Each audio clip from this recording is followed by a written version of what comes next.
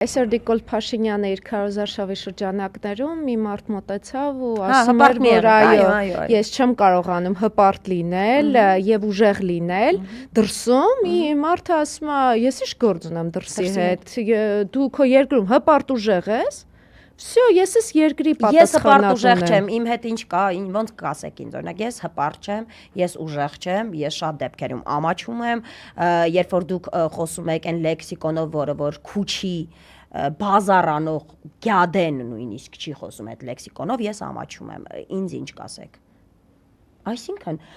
ինչ անշարունակում դրսում հպարտ մի, ես ուզում եմ ուղղակի հասկանամ, էլի, մարդիկ, որոնք որ իրան հետևում են, գնում են, ժպտում են, ծափ են տալի, տենց նկարում են, դնում են այդ իրանց էջերում, իրանց դուր է գալի այդ խոսույթը։ Կամ դա վարչապետի խոսելա ձևա, էլի եմ ասում, նախկինների պաշտպանը ես այս կյանքում չլինեմ, բայց որ հետ եմ նայում եմ, որ ասում եմ, ոտքերս կոտրվեր։ Չէ, իսկապես ինստիտուտի հենց օրինակ ղեկավարի ինստիտուտ, նախագահի ինստիտուտ, վարչապետի ինստիտուտ, կարծես դիտավորությամբ նսեմացնում եմ, ոնց որ սկսեցին հերոսին նսեմացնել հենց 18 թվին, որ եկան,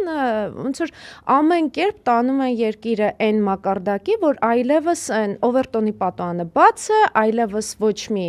չափորոշիչներ չկա, հարգանքի որևէ նշույլ չկա եւ այո, այսօր նրանք կարող են խոսել ինչպես ուզում անել ինչ ուզում են, բայց Վարոն Իսագուլյան, այդ ցուցակների հետ կապված ես Անայսի հետ մի հարցում համակարծիք եմ, որովհետև տեսեք, եթե 21 թվին մենք չնայած ես կարող եմ հպարտանալ, որ երբեք Նիկոլ Փաշինյանին նույնիսկ անձնապես չեմ կարողացել հանդուրժել, զուտ իր այդ հոգեբանական կերպարի եւ տեսակի համար, բայց 21-ին էլ մարդիկ դեռևս չէին պատկերացնում, որ կարա լինի հայ ազգանով մեկը, ով կարող է հատել այնպիսի կարմիր գծեր,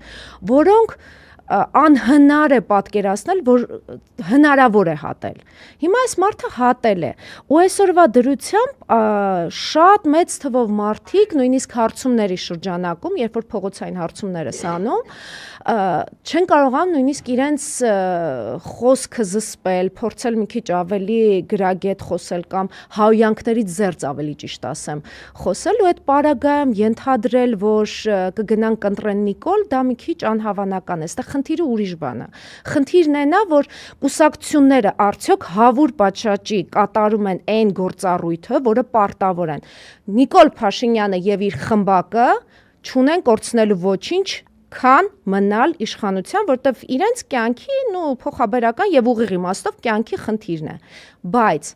մենք ինչ ունենք կորցնել, մենք ունենք կորցնելու հայրենիք, ուստեղ պետքա կուսակցությունները, ովքեր հայտ են ներկայացրել ընտրության, անեն այն գործողությունը, որով այն չափորոշիչները, որ հերոսը հարկատուն է, հայրենիքը սկսվում է այնտեղ, որտեղ քո սառնարանն է, այդ մոտեցումները վերանա, այսինքն մենք ժողովրդի հետ խոսենք նենց, որ մարդը հասկանա, որ հայրենիքը իր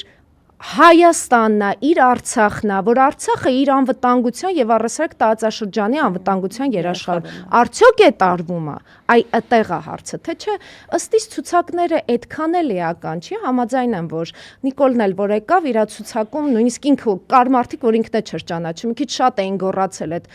հանրահավաքների ժամանակ, ասել է լավ, դու էլ մտի։